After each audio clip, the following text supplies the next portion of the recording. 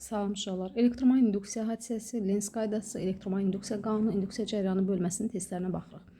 Yəni birinci sualdan başlayırıq. Bir sarğıdan keçən maqnit seli delta t müddətində delta fi qədər dəyişdikdə n sarğısı olan dolaqda yaranan induksiya elektrik hərəkət qüvvəsinin modulu hansı ifadə ilə təyin olunur? Təbii ki, burada n delta fi bölü delta t olacaq. Üçüncü sual, induksiya cəryan şiddəti hansı düsturla təyin olunur? Bu dövrə seçili Ohm qanunu yadınızdadırsa əgər, R topla R idi. Burada induksiya cəryanı yarananda daxili müqavimət 0 götürülür, çünki mənbə yoxdur. Ona görə də düstur epsilon bölünsün R kimi qalır. 5-ci sual, sarğacdan keçən maqnit selinin dəyişmə sürəti.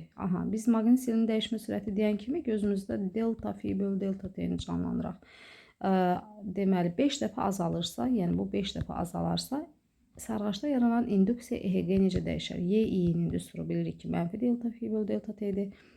Bu, deməli, delta fi bölü delta t ilə necə asılıdır? Düz asılıdır. Əgər bu 5 dəfə azalırsa, induksiya EHG də 5 dəfə azalacaq. Yəni, variant A. O, qarşıdakı mənfi Lens qaydasından gələn mənfidir. Onu Lens qaydasında indi məlumat verəcəm bir daha. Dərsdə izah etmişəm, bir daha burada məlumat verəcəm. 7-ci sual. Alüminiumdan hazırlanmış və sapdan asılmış yüngül qapalı halqaya maqniti yaxınlaşdırdıqda halqa. Mötərizənin içərisini mütləq oxuyuruq. Halqa müstəviz şəkil müstəvisinə perpendikulyardır. Deməli, burada görürsünüz ki, bu maqniti halqaya doğru hərəkət etdirirlər. Yəni, halqaya doğru yaxınlaşır. Biz də bilirik ki, Lens qaydasına görə, bu qarşıdakı mənfinin mənasını izah eləməyə çalışacağım. Deməli, Lens qaydasına görə maqniti halqaya doğru yaxınlaşdırdıqda bu halqanın içərisinə daxil olan zaman, yəni yaxınlaşan zaman onun içərisinə induksiya xətlərinin sayı dəyişir, B-nin dəyişməsi fi-ni dəyişir və burada bir cərəyan yaranır. Sarğaçda bu konturda sarğaçda cərəyan yaranır. Yaranan cərəyan isə həmişə əvvəlki sahəni zəiflətməyə çalışır. Yəni, ona qarşı çıxır. Evet, bax, təsəvvür eləyin ki, onu da yaşılla göstərim. Bax, cərəyan öz ətrafında sahə yaradır və sahə ilə əks təsir göstərir maqnitə. Və yaxınlaşan zaman onda onu itələməyə çalışır. Onda deyirik ki, halqanı, deməli, qapalı halqaya maqniti yaxınlaşdıran zaman halqa maqnitdən itələnəcək. Yaxınlaşanda itələnəcək, uzaqlaşanda cəzb olunacaq. Həmişə, belə deyim də, yaranan cərəyan qarşı çıxır. Yaxınlaşanda, artanda artmağına qarşı çıxır, azaltmağa çalışır, yəni azalanda artırmağa çalışır. Yaxınlaşanda uzaqlaşır, uzaqlaşanda yaxınlaşır. Tam əksi proses baş verir. Ona görə də deyirik ki, neyniyər? Halqa maqnitdən itələnər. C doğru cavabdır.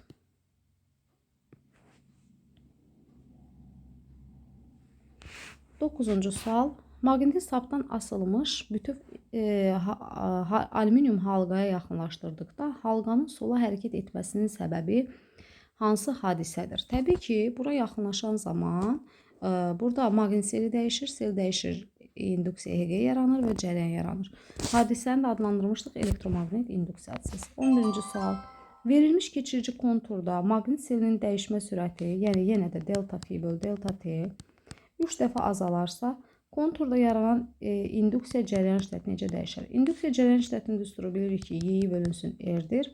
O da, deməli, burada 1 bölü R-i kənara çıxarsam, mənfi delta fi bölü delta t vur 1 bölü R-dir. Yəni də R dəyişməyəcək, verilmiş keçirici konturda R-i sabit götürürük. Delta fi bölü delta t ilə cərəyan şiddəti düz asılı olduğuna görə bu 3 dəfə azalırsa, bu da 3 dəfə azalacaq. Yəni, Y-bəndi. 13. Verilmiş keçirici konturda maqnit selinin dəyişmə sürəti 2 dəfə azalırsa, yenə də induksiya EHG-ni soruşur. Daha doğrusu, bayaq induksiya cərəyanı soruşur. İndi induksiya EHG-ni soruşur.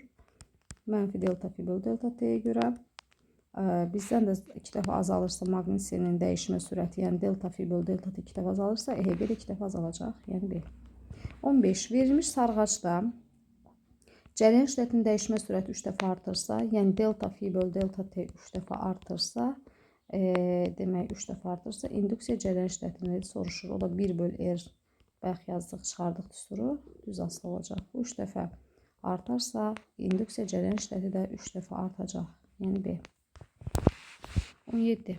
Qapalı keçirici konturla yutulanmış səthdən keçən maqnit selinin zaman asılı qrafiki verilmişdir. Konturda yaranan induksiya EHG-ni tapın. İnduksiya EHG-nin düsturu bilirik ki, delta fi bölü delta t'dir. Qarşısında da mənfisi.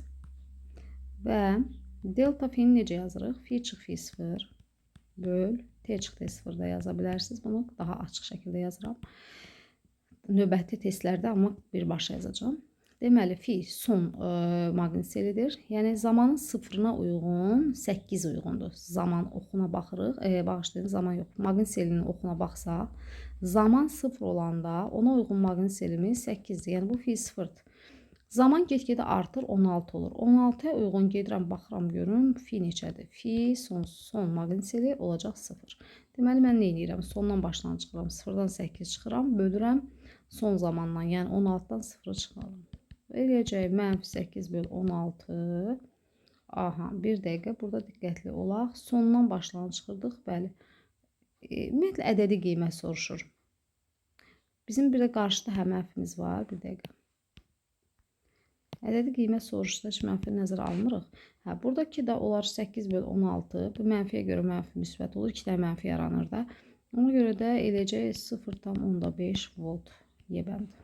19 volt vur saniyə ifadəsi ilə hansı kəmiyyət təyin olunur? Bu volt induksiya EHG-nin vahididir. İnduksiya EHG-nin də düsturu delta fi böl delta T'dir. Buradan da Weber böl saniyə yazsam, voltun əvəzinə saniyələr ixtisar gedər, qalar Weber. Weber isə maqnit selidir. 19, 7, 21. Yəni, burada soruşur ki, qapalı keçirici konturdan keçən maqnit selinin zamana asılı qrafiki verilmişdir. Konturda yaranan induksiya elektrik hərəkət qüvvəsinin modulu. Deməli, induksiya elektrik hərəkət qüvvəsinin modulu mənfi delta fi böl delta T'dən çıxarsaq, modulu müsbət olacaq. İndi burada baxın, yenə də 0-cı ana uyğun maqnit seli fi 0,4-dür. Sonuncu uyğun zaman, yəni 3 saniyədən sonra zaman 3 olanda uyğun olan maqnit seli 16-dır. Biz burada modul soruşur, mənfini nəzərə almayacağıq. Ona görə də çıxıram, 16-dan 4-ü çıxırıq, bölürük 3-ə. Bu da eləyir 12 böl 3, eləyir 4. Yəni 4 volt. 23. Deyir, qapalı keçirici konturla hüdudlanmış səthdən keçən maqnit selinin zaman asılı qrafiki verilmişdir. Konturda yaranan induksiya elektrik hərəkət qüvvəsini tapın. Yəni bu 17-ci sualın eynisidir. Yenə də mənfi delta fi böl delta T. Mənfi delta fi'ni tapıram. 0 çıxılsın 4 bölünsün 8. Bu da mənfiyə görə qarşıda mənfi müsbət olacaq. 0,5 volt. Cavab eynisi olur. 25. Qapalı keçirici konturla hüdudlanmış səthdən keçən maqnit seli zamandan asılı olaraq azalırsa, delta fi böl delta T kiçikdir 0 olursa, konturda yaranan induksiya cərəyanının maqnit sayəsinin induksiyası hansı istiqamətdə yönələcək? Lens qaydasına görə dedik ki, əgər azalırsa artırmağa çalışır. Artırmağa çalışırsa induksiya xətləri hansı istiqamətdədirsə, deməli, konturda yaranan cərəyanın maqnit sayısı induksiyası da həmin onunla eyni istiqamətdə olmalıdır. Yəni 4 olmalıdır. A bəndi. 27-ci suala baxırıq.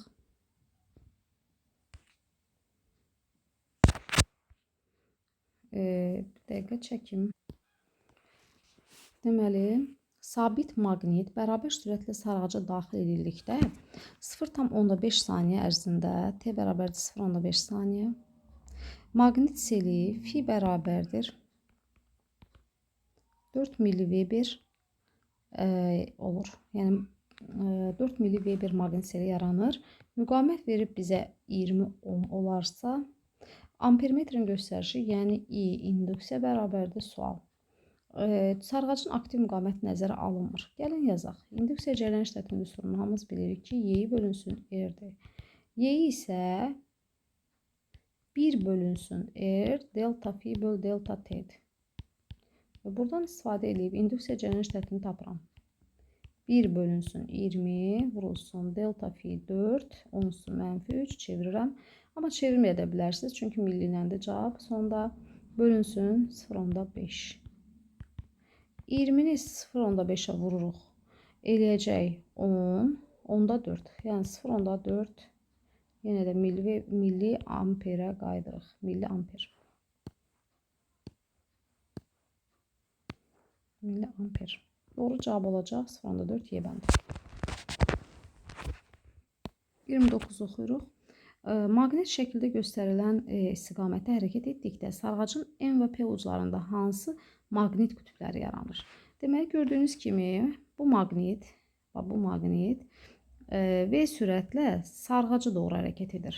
Biz də demişdik ki, sarğaca daxil olursa, sarğacın daxilində cəryan yaranır. Cəryanın yaratdığı maqnit sayısı isə bu maqniti itələməyə çalışır.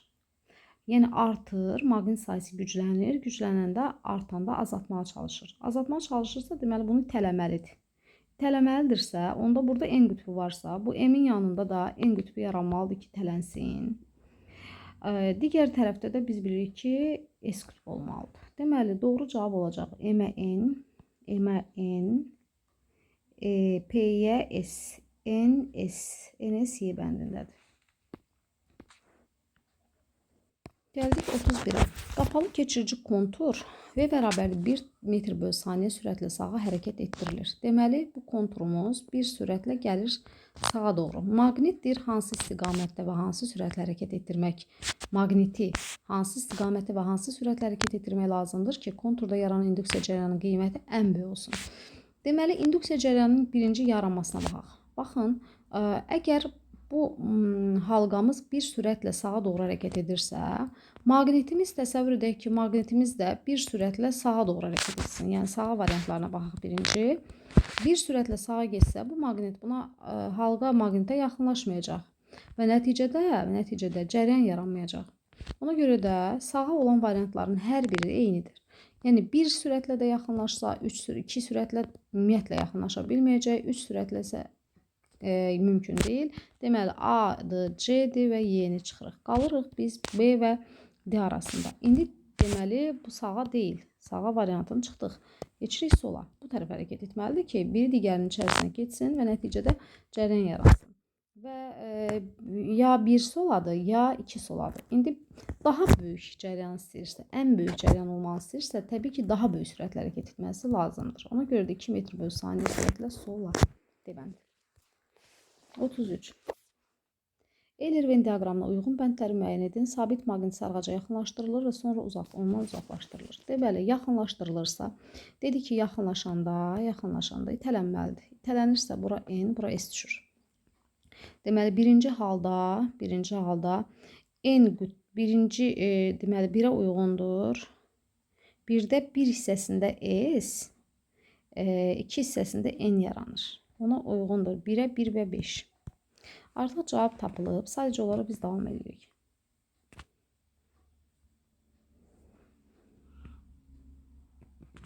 Diqqətlə baxaq.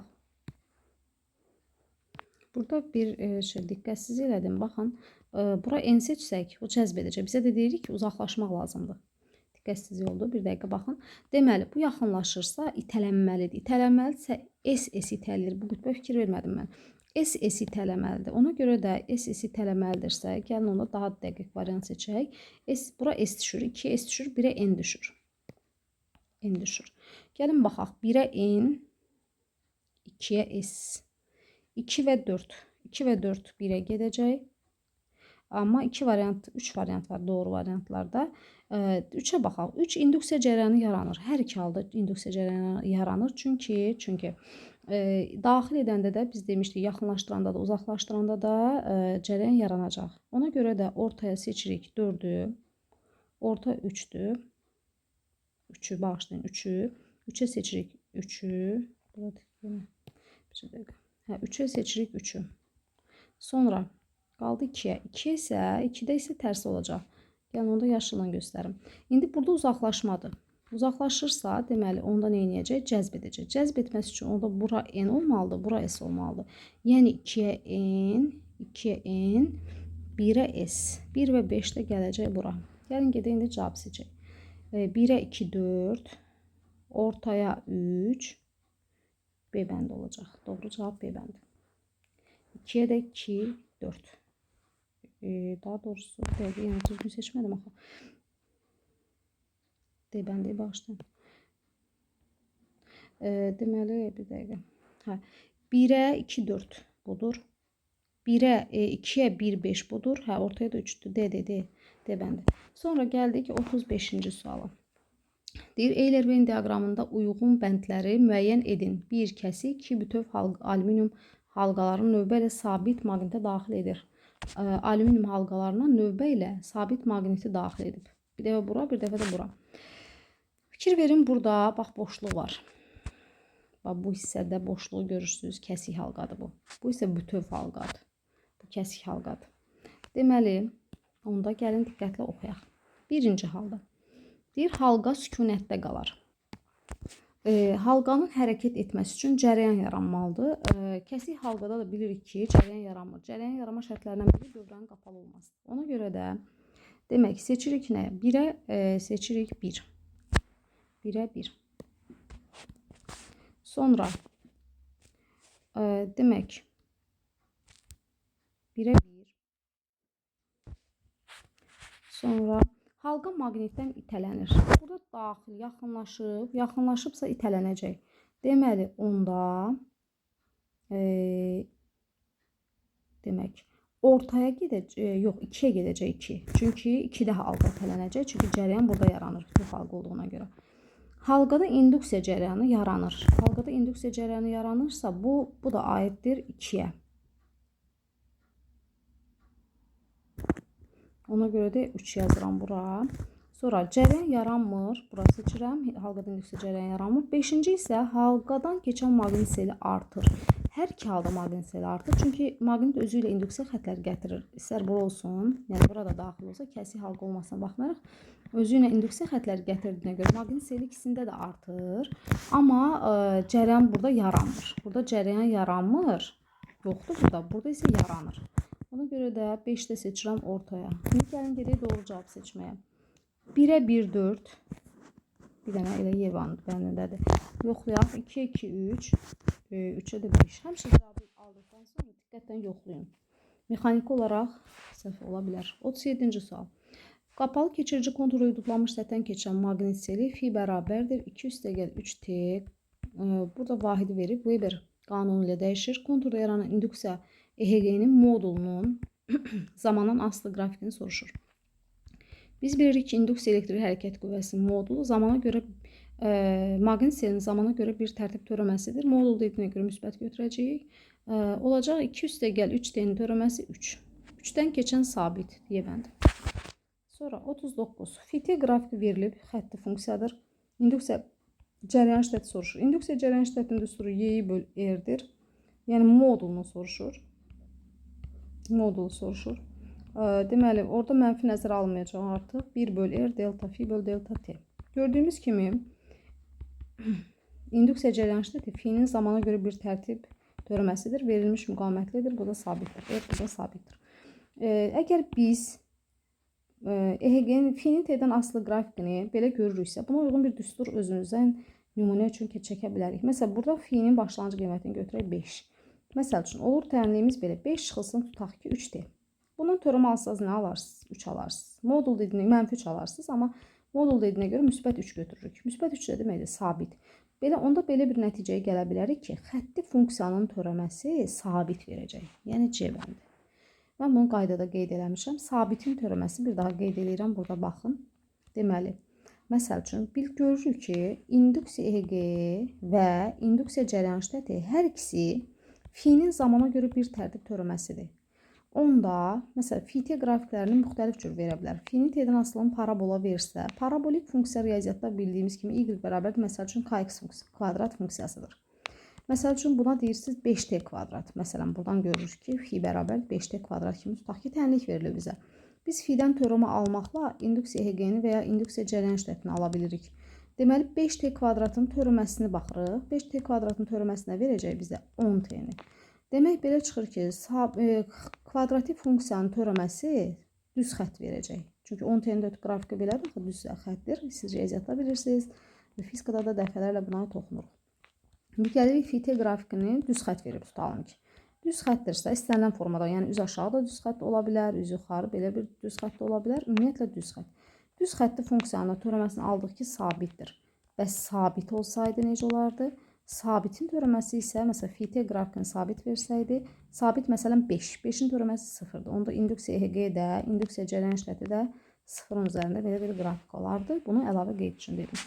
Gəldik 41-ci suala. Qapalı keçirici konturdan keçən maqnit seli zamana görə fi bərabərdir 50 çıxılsın 2t kvadrat qanunla dəyişir. 10-cu saniyənin sonunda konturda yaranan EHG-ni hesablayın. Demək biz burada EHG-ni soruşursa, fi-nin törəməsidir demişdik. Törəmə alaq. 5, 50-dən törəməsi 0. 2t kvadratın törəməsi 4t. T'ni də yerinə 10 qoymaqla 4 vur 10, 40 volt edəcək. Sonra burada 40-cı sual qaydadır. Sağ əl qaydası ilə. Biz demişik ki, induksiya cəryanı ilə induksiya demək, maqnit induksiyasının istiqaməti sağ əl qaydası ilə təyin olunur. Sağ əlinizi yenə elə tutursunuz ki, induksiya xətləri ovucunuza daxil olur. 4 barmaq burada cəryanın istiqamətini göstərəcək. Yəni 4 barmağınız 4 barmaq cəryanın istiqamətini göstərəcək. Dəqiqə.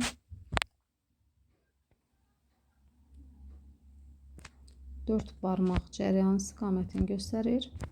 90 dərəcə açılan baş barmaq, nöqtə olanda əlimizin üstünü görürük. 4 barmaq yönəltdiniz cəryanın istiqamətinə. 90 dərəcə açılan baş barmağınız isə göstərəcək sizdə deməli nəyi? Göstərəcək sizdə naqilin hərəkət istiqamətini, yəni V-ni. Və doğru cavabımız olacaq B. 40-da B. Yəni bunu əlavə dedim, orada fərqli sual olduğuna görə. 43. Qapalı keçirici konturda yaranan induksiya elektrik hərəkət qüvvəsinin zamandan asılı qrafiki verilmişdir. Yəni epsilon i-nin d-dən asılılığını sabit verir. Konturla hüdudlanmış səthdən keçən maqnit selinin zaman asılı qrafiki hansıdır? Biz dedik ki, EHG-dir, bir də induksiya cəryan şiddətidir. Zamandan asılı qrafiki verilirsə, yəni bu fi-dən törəmə almaqla alınır. Biz də bayaq qeyd elədik ki, hansı funksiyanın törəməsi sabit verir? Xətti funksiya. Xətti funksiya bir dənə A variantındadır. Elə bilin 9-cu sualla oxşardı. Burada induksiya cəryan şiddətini soruşurdu. Burada induksiya EHG. Yəni eyni qrafik olacaq. 45. 45-ci sualda deyir ki, müqaviməti 0,1 ohm. Müqaviməti 0,1 ohm olan qapalı keçirici konturdan keçən maqnit seli delta fi bərabərdir 48 mV qədər azalanda kontur naqilinin ən kəsiyindən keçən elektronların sayını tapın. Y də 1,6 -19 kulondur. Demək biz hansı düstura müraciət edirik? Elə düstur seçin ki, fi olsun və r olsun. Və bir də NY. NY görürsə Q ağlımıza gəlməlidir, yük. Onda belə çıxır ki, Q, fi, R. Biz də bunu şərt olaraq belə yadda saxlamışdıq ki, Wi-Fi QR kod. Delta fi bərabərdir Q-R-ə. Q-nün də yerinə NY qoyursunuz, NY-R. Hazır düsturdur. Buradan da N-i tapırıq. Delta fi bölünsün YR. Fi nə qədərdir? 48 -3 bölünsün 1,6 -19 vurulsun R %1 -2 kimi yazmaq olar. 48 ilə 1,16 ixtisar gedir. Yuxarıda 30 qalır. 30 10 üstü 3 -2 10 -2 ilə bu ixtisar getsə qalır aşağıda 10 -19 10 -2. Bunlar ixtisar gedir. Qalır 3 vurulsun 3 bölü 10 -19 o da müsbət 19 kimi qalxır yuxarı. Yəni doğru cavab olur A. Gəldik 47-ci suala. Bir cins maqnit sahəsinin induksiya xətlərini kəsərək düz xətlə hərəkət etdirilən naqilin yer dəyişməsinin modulunun zamandan asılı qrafiki verilmişdir. Yəni parabola şəklində verilmişdir. Naqildə yaranan induksiya elektrik hərəkət qüvvəsinin zamandan asılı qrafikini soruşur. S-in T-dən asılı qrafikini verir parabola. Hərəkətin növünü müəyyənləşdiririk. Bərabər yeniləşən hərəkətdir. İnduksiya EHG-nin delta fi bölü delta T düsturu var. Bir də BLV sinus alfa düsturu var. Yəni bu əlverişlidir. Çünki burada hərəkəti göstərən kəmiyyət V var. Demək V var. Biz yeniləşən hərəkətdə V-nin yerinə AT qoymaqla epsilon i-nin T-dən asılı qrafikini müəyyənləşdirə bilərik. Deməli, onda epsilon i T-dən necə asılı olacaq? Düz asılı olacaq. B bəndi. Elə təsəvvür edin ki, ST qrafikindən VT qrafikinə keçirsiniz. Düz xətlidə necə öyrənmişdik? S-in T-dən asılı paraboladırsa, V-nin T-dən asılı düz xətdir. Yəni, müəyyən nöqtədən də başlaya bilər. Amma maqnit sahəsi birinci halda sükunətdə olmuş hər hansı bir naqilə baxın.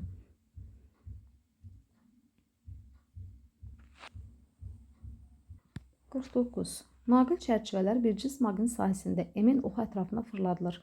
Hansı hallarda çərçivədə induksiya EHG-si yaranır? Induksiya EHG-nin yaranması üçün maqnit seli dəyişməlidir. Maqnit selinin dəyişməsi üçün Lori dilinə desək, maqnitin mərkəzindən keçən bu fırlanma xətti var. Fırlanma xətti B induksiya xəttlərini kəsməlidir. Burada da kəsən variantları gəlin tapaq. 1-də kəsir, 1-də 3-də kəsir xətt. Xətt B xəttlərini kəsir. Burada isə 2-də isə kəsmir, paraleldir. Ona görə də bu fırlandıqca elə bir o xəttlər onun içərisindən keçən xəttlərin sayı dəyişməyəcək. Nəticədə 2-də yaranmayacaq, amma 1 və 3-də yaranacaq C bəndi.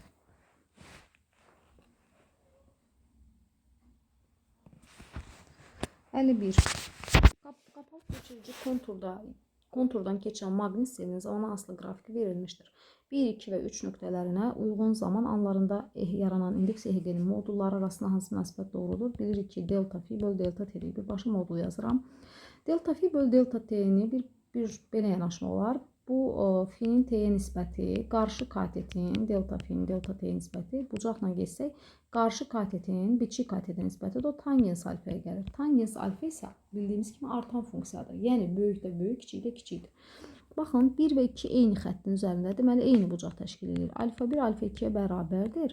3-ə doğru getdikcə isə bucaq böyür. Yəni, bu zaman oxunu bura köçürsək, bucağın böyüdüyünü görürük. Deməli, 1, 2-yə bərabərdir, kiçikdir 3-dən. Onda deyirik ki, epsilon 1 də epsilon 2-yə bərabərdir və kiçikdir epsilon 3-dən. Yəni, onda epsilon 3 onlardan böyükdür. Belədir. Burada belə də yanaşa bilərsiniz. Bu xətt sındıqdan sonra dikliyi artırsa, log dilindən deyirik. Dikliyi artırsa, bilin ki, EHG artır. Yox, sınandan sonra dikliyi azalırsa, onda deyirik ki, EHG azalır. Və yaxud da ki, bu xətt fiyə hansı halda daha çox yaxınlaşırsa, orada artır. Uzaq olanda isə kiçik olur. 53. İndi 53-ə baxın. 53-də də qapalı keçirici konturdan keçən maqnit selinin zaman asılı qrafiki verilmişdir. 1, 2 və 3 nöqtələrinə uyğun zaman anlarında yaranan induksiya EHG-nin modullar arasında hansı münasibət doğrudur? Yenə 1 və 2 eyni xəttin üzərindədir. Deməli, 1, 2-yə bərabərdir.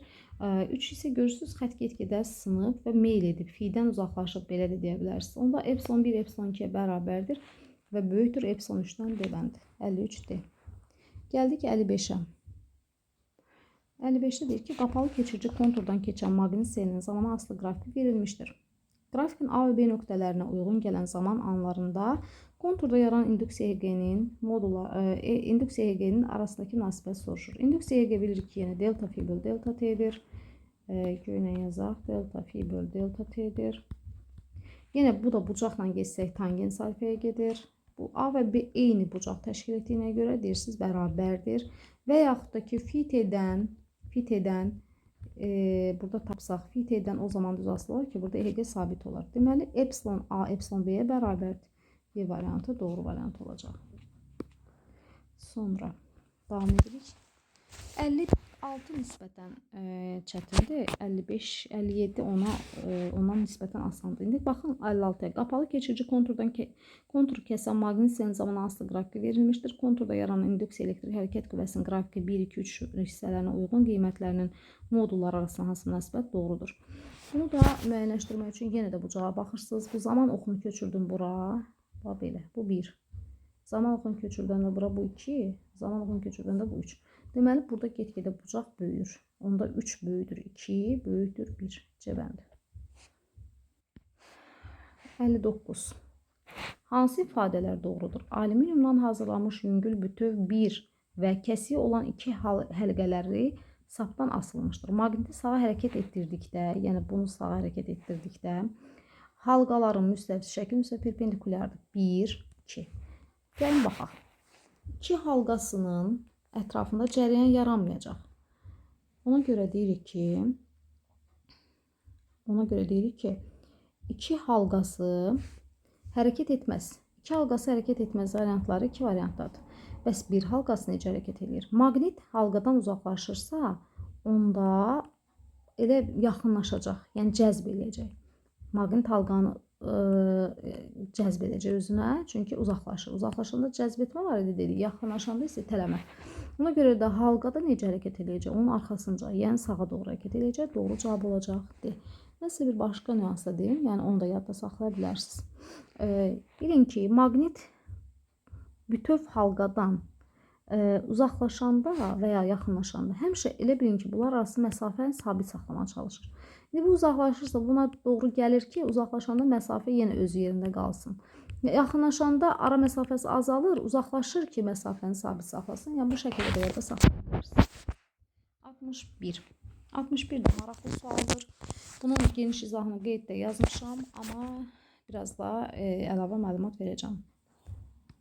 Deməli, bu məsələni necə həll edirik? Deyir, naqil çərçivə sabit sürətlə və konstant maqnit sahəsinə daxil edilir və oradan çıxarılır.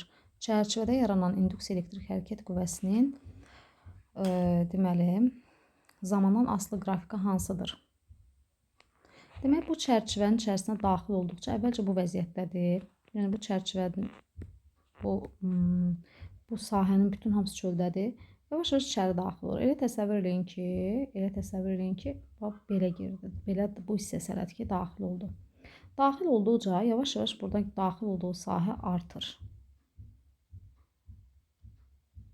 Daxil olduğu sahə artır.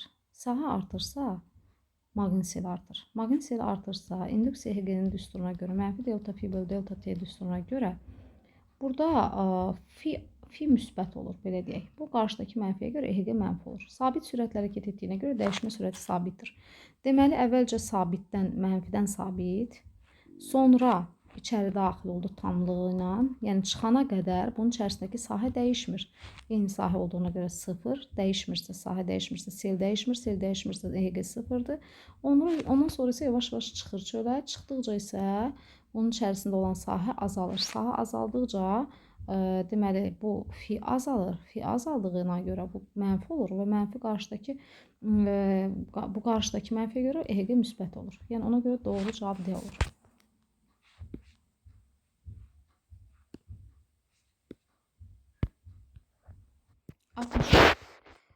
Alüminiumdan hazırlanmış 1 və 2 halqaları saplardan asılmışdır. Maqniti sola hərəkət etdirdikdə bu halqalara uyğun baş verən hadisələr üçün uyğun bəndləri Euler-Venn diaqramında müəyyən edin. Halqaların müstəvis şəkil müstəvisinə perpendikulyardır. 1 halqası, 2 halqası. 1. Deməli, induksiya cərəyanı yaranır. Gəlin baxaq. İnduksiya cərəyanı yaranır. Deməli, keçən dəfəki testdəndir. Əslində əvvəlki işlədiyimiz testlərdən sadəcə burada ikisi də qapalı halqalardır. Deməli, ikisində də cərəyan yaranacaq. İnduksiya cərəyanı yaranır. 3-ə gedir 1. 3-ə gedir 1. Sonra, demək, halqa maqnit tərəfindən dəf olunur. İşin görək hara gedir. Bu, yaxınlaşan halda dəf olunmalıdır. Deməli, onda dəf olunan 1-dir. 1 gedir 1-ə. Daha doğrusu 2 gedir 1-ə. 2 getdi 1-ə. Halqadan keçən maqnit seli azalır. Maqnit seli azalmaq uzaqlaşmaya aiddir. O da 2-yə aiddir. 3 getdi 2-yə. Halqa sola tərəf hərəkət edir. Gəlin baxaq. Birinci yaxınlaşırdı, itələndi, sola getdi. Bu soladır, düzdür. Burada uzaqlaşırdı, ona görə də cəzb olunurdu. Maqniti tərəf yenə sola. Deməli, onda belə çıxır ki, hər ikisi sola hərəkət edəcək. Onda ortaya nə seçim? 4-ü də seçim. Gəlin, cavab seçək. 1-ə 2, 1-ə 2, bir dənə bundadır, bir də Y-dədir. 1-ə yalnız 2 olduğuna görə elə A variantı doğrudur. Yenə baxaq, 2-ə 3, düzdür. 3-ə də 1, 4. Yəni, doğru cavab A olacaq.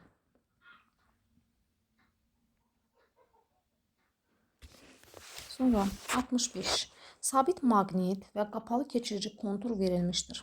Hansı hallarda konturda induksiya cərəyanı yaranır? Kontur müstəvisi şəkil müstəvisinə perpendikulyardır. 1. Sabit maqniti sükunətdəki kontura yaxınlaşdırdıqda cərəyan yaranmasını deyir. Təbii ki, yaxınlaşdırdıqsa cərəyan yaranacaq demişdik. Biz bunu biri seçirik. 2. Konturdan uzaqlaşdırdıqda yenə cərəyan yaranacaq. Kontur və maqnit eyni sürətlə sağa hərəkət etsə, xeyr, yaranmayacaq. Çünki eyni sürətlə hərəkət etsə, sağa, başlayın sağa. İkisi eyni sürətlə sağa hərəkət etmiş olsa, yəni bir-birdən yaxınlaşıb uzaqlaşa bilməyəcəklər. Ona görə də doğrudur. Sonra, kontur və maqnit eyni sürətlə sola hərəkət etdi. Yenə də fərqi yoxdur. İkisi də eyni sürətlə gedirsə, yenə bir-birinin içərisinə daxil ola bilməyəcəklər. Kontur və maqniti bir-birinə yaxınlaşdırdıqda, bu dəfə olacaq, bir-birinin içərisindən keçəcəklər. Daha doğrusu, maqnit halqanın içərisindən keçəcək. Ona görə də 1, 2, 5 doğru cavab. Qaldı 67-ci sonuncu suala baxıram. Deyir müqaviməti yenə verilib 0,5 ohm. Keçirici, qapalı keçirici kontur tutanmış səthdən keçən maqnit seli nə qədər dəyişməlidir ki? Sual, delta fi sual. Naqilin en kəsiyindən keçən elektronların sayı n bərabər 6 onsdur, 18 olsun. Y isə 1,6 ons mənfi 19 kulondur. Cavabı verilən işarələyəcəyik. Biz bayaqlar buna aid düstur seçdik. Mən dedim ki, R və F olursa, onda QR düsturuna müraciət edirik. Q-nü də yəni NY. NY R. Vəssalam, qoyaq, hesablayaq. N 1,6 ons mənfi 19. Y, daha doğrusu N'ə 6 yerlərini dəş yazdım. 6 ons 18 N'ə yazdım. Y'yə də 1,6 ons mənfi 19. R'ə də 2-də 1. 3, 4,8. 4,8 ons neçə alınacaq burada? Baxaq. Onsu mənfi 1 görürəm. Mənfi 1, bəli. O da 0,48 Weber deməkdir.